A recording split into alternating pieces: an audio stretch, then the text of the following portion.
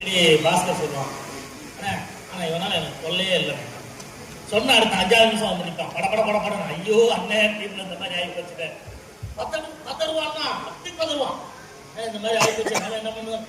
ஆனால் 5 நிமிஷம் தான் பேசிட்டு நன்றி அவ்வளோ பார்த்துக்கலாம். ஒன்றும் ஆமாண்ணே நான் இது யோசிக்கவே இல்லையா ஒன்று அந்த போய் நீ அவரோட ஐயா நீ வரா தம்பி பார்த்து இருந்தா போயிட்டு வரேன் அப்படின்னு கிளம்பி போயிட்டு உண்மையாக சொல்லணும்னா